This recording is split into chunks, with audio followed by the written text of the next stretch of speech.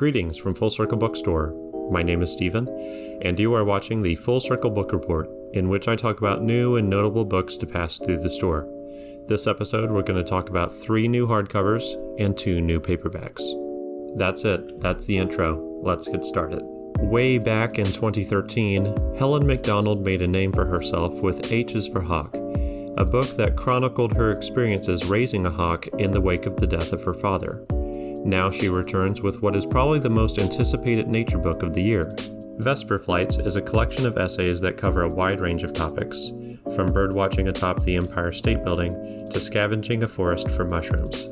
There's also the story of a traumatizing incident involving a goat at the London Zoo. I especially liked that one.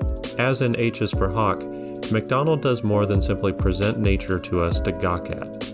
Rather, she prompts us to consider our complicated and often troubled relationship to it, and I commend her on doing so in a way that respects my attention span. There are over 40 essays in this collection, but most of them are only a couple pages long. This makes it easy to pick up, put down, and pick up again. It's like a bowl of candy that you can steal handfuls from when the mood strikes.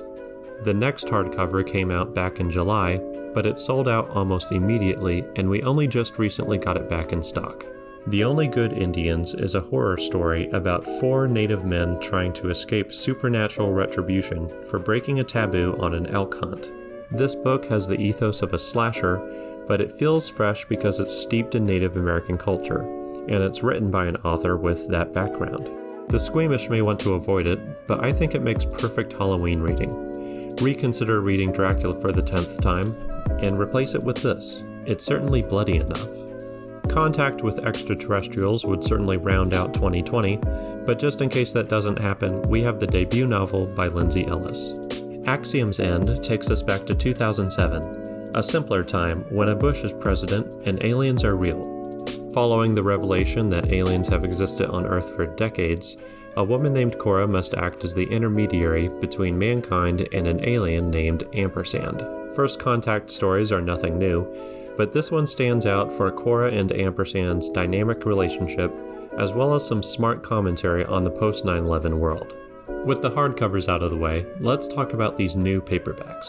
Apart from the discovery of a virus that would upend life as we know it, the biggest development of 2019 was that Margaret Atwood had written a sequel to The Handmaid's Tale. Rather than directly continue the story of its predecessor, The Testaments expands on its world via 3 POV characters. Newcomers Agnes and Daisy are women that bear witness to and seek to expose the horrors of Gilead. Meanwhile, Aunt Lydia from The Handmaid's Tale returns to play a surprising role. Unlike its predecessor, which was a total bummer, this one is hopeful. Dare I say optimistic? If being indoors so often has you feeling claustrophobic, this next book is either the perfect read for you or the worst. Underland is about the world beneath our feet, not just its physical realities, but also the space it occupies in the human psyche. This is one of those nature books that makes you feel like you're on an adventure with the author. One chapter you'll be in the catacombs of Paris, navigating mazes of bones. In the next you'll be under Finland, in a facility where radioactive waste is being stored for the next 100,000 years. This is a freewheeling, lyrical journey that you should consider going on even if you're not a nature book person. And with that, this episode is over.